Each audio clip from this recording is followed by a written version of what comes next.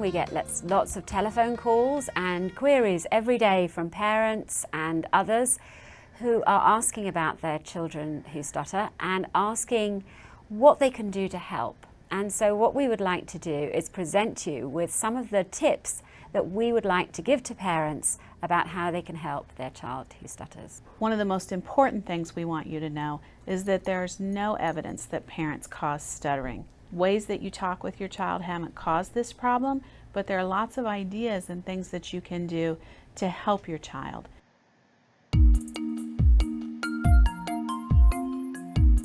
I think one of the first things that parents often ask us is, I know that my child should slow down, but I don't know how to help him to do that. Although we might be tempted to say to the child, slow down, take your time, maybe that's not going to help the child because he might get the message that what he's doing is wrong. We wouldn't want him to think that. He might also be just thrown off of what he's trying to say if someone interrupts him and says slow down. And so what we can do as an adult talking to that child is just adopt a really unhurried manner ourselves. So appear very calm, even if maybe the child stuttering is making you feel anxious, trying to have a very calm demeanour and slowing down our own rate of talking with plenty of spaces between what we're saying, using pauses to just give ourselves time to think, give the child time to process what we're saying, and really make the whole thing as unhurried as we can in order to give the child the message, there's no rush, I'm not rushing, you don't need to rush. So we know that children do need a lot of time to talk, to think through what the answers to questions are or what sort of ideas they want to tell us about. So perhaps one of the better ideas, if you're trying to help your child to take that time, is to model a slower rate of talking as well. So the pace of life, yes, but also when you're talking to your child, have lots of pauses, take your time to reply, ask one question at a time, let them finish. I think one of the things that seems to help parents slow down the pace overall is to think about pausing more often, actually. Not saying too much at a time, but leaving plenty of pauses in the conversation, because that kind of slows the whole pace down. And it allows children time to think and to work out what they're going to say in response to that. Even though you may feel rushed, if you can convey, we're just going to take our time, we're not in a hurry, those kiddos are going to follow your lead.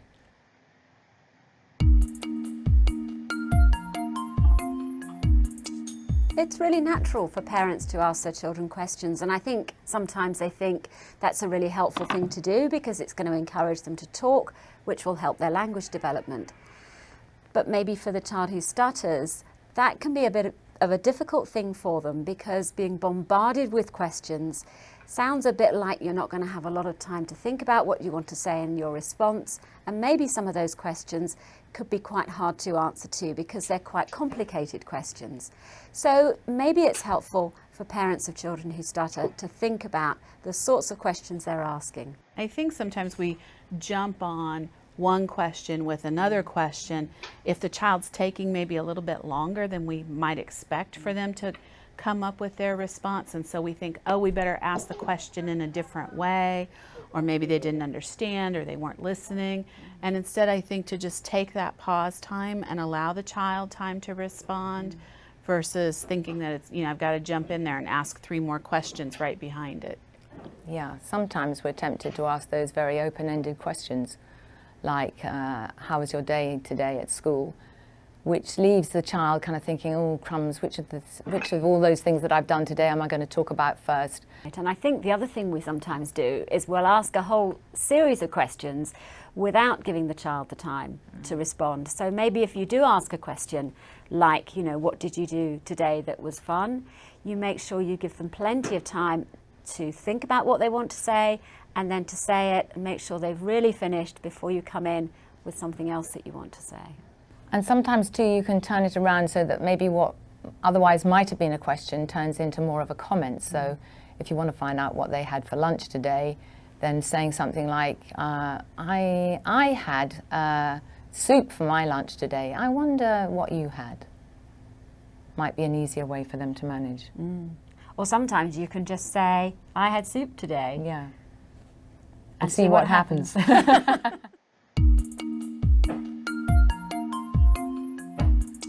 Really listening to children is a really important skill to use with all your children, actually. In fact, as adults too, we like to be listened to. So really listening is a really important skill, and I think that one of the ways that we can indicate that we're really listening is particularly to stop for a moment what you're doing and give the child your eye contact. Show them that you're looking, because that helps them to know that you are actually listening to what they say at that moment. I think also that if the child's talking to you and they're stuttering, you can get very focused on how they're talking and their stuttering and the struggling that might be going on. But actually, what might be most helpful for that child in terms of how you're responding is if you switch your focus into what they're saying and just really focus on listening to them and the words, their message they're trying to get across to you, and responding to that. So if they're telling you something that's upsetting, you know, that you would reflect that in your face. If they're telling you something that's exciting, that you would show your pleasure in it too. So just listening to the content and not how they're saying it. And yes, with full listening and eye contact that shows that you're really interested and you really want to hear what they have to say. One of the things I often do will check in with myself, and it helps me to think about making eye contact and smiling and be sure that I'm breathing. And I find that to be really helpful in relaxing my overall posture. And I think then that it makes me appear more relaxed as well. And I think the other thing to say is that you can't listen the whole time, and you especially can't do this high quality listening the whole time. And just because your child stutters, that doesn't mean that you have to try and listen. And you certainly shouldn't be pretending to listen, which is something we would all do. That it's okay to say to your child, I can't listen right now. I'm really busy. I've got to concentrate on the route I'm on right now, driving the car. And you have to hold on for a bit until I can listen to you.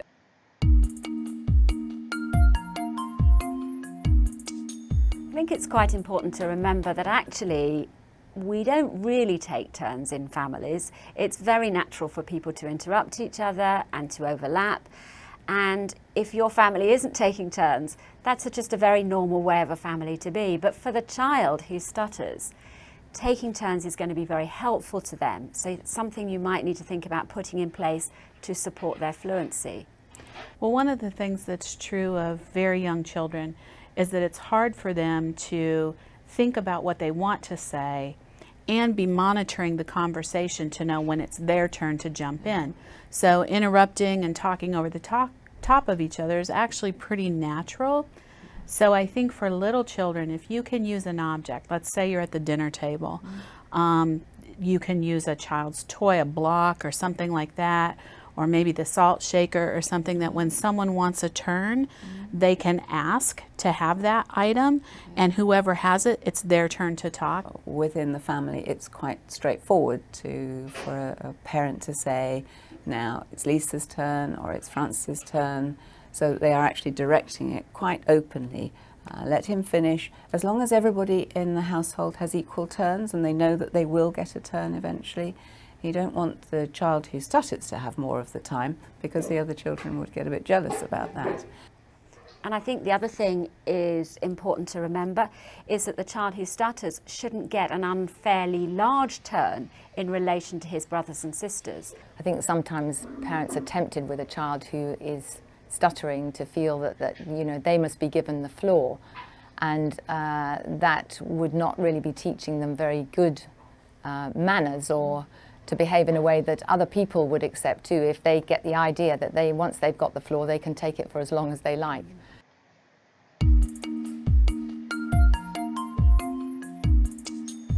I'm sure that confidence is one of the big issues that parents worry about for the child who stutters. So I think it should be one of the really top of the tips about how you build a child's confidence, how you praise the child so that he feels good about himself. I don't mean focusing on the talking. I think this is much more about building up his strengths, knowing that he's good at certain things, making sure that if he's done something well, you point it out to him. That was a lovely drawing. You really took your time to do that so nicely. I think, in addition, a child who feels listened to, properly, really listened to, will feel good about himself as well. So the combination of praise, the 5 minutes, the listening skills, the taking your time, means that he's a special person. One of the important things about giving praise that means something is really for the child to be very sure about what it is that you would like to praise about what he's done. So if he's put his toys away, it will be very important for him to know that. So I noticed that you've put all your toys away in the box where they belong. And added to that, it's also nice to be able to say something about the child, what the child did then, in a way which describes that. So perhaps to add something in like, that was really grown up of you, or that was really responsible of you, or that was really helpful of you.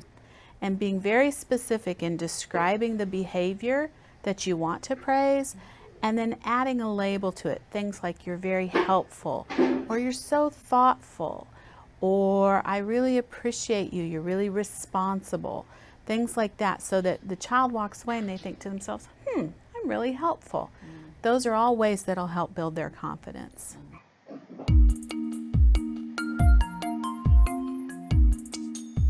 Well, most of us lead pretty busy lives, and where we might think we have plenty of time with our children, actually sometimes it's quite hard to find time just to spend some individual time with a child. And what we find with the children who stutter is that many of them have responded really well to having a bit of one-on-one, undivided attention, one parent with that child and no interruptions. And that special time doesn't have to be very long either. It really it only needs to be literally 5 minutes. And making sure that that time is away from everybody else. You've shut the door, you've turned the television off, you've turned the phone off. And so for that 5 minutes, that child really does get the sense that they have your complete and undivided attention. But that little oasis of time will have been very special for that child and is really helpful. So spending 5 minutes a day, one-on-one with your child, with the phone off, the iPad off, the television off.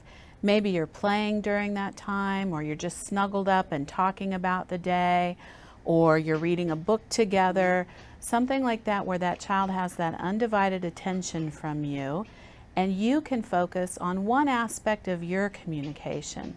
So if you're reading a book together, maybe instead of asking lots of questions, you might only ask one question every 3 or 4 pages. Or maybe you're working on slowing your own rate of speech and just communicating in a less hurried, less pressured manner. But spending 5 minutes a day to do that does a couple of different things. It allows you to practice that one skill that you're trying out, and it also really helps your child feel attended to, and they're getting that special attention from you, and they feel really special. And so that's why we call it special time. And if you have other children, it might be really important to think about giving them a special time too, because what we wouldn't want to do is make it unfair. We want the child who stammers to be treated much the same as the other children in the family.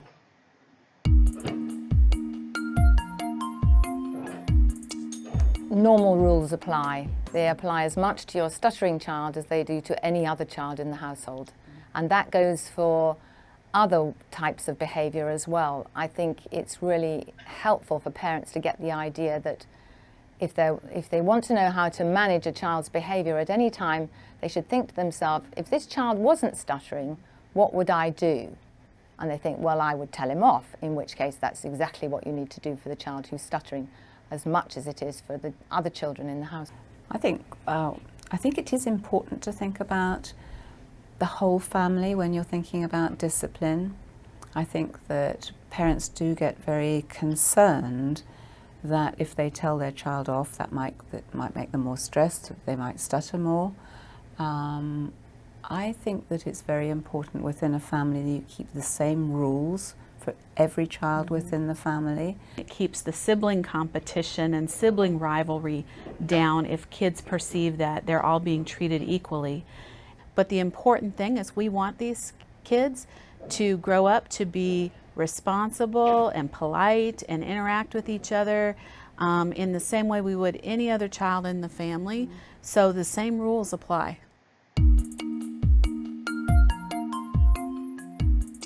I think it's important to keep in mind that these things are helpful not just for the child who stutters, but for all children. We're teaching them good communication skills, we're building their confidence, and that's good for every child.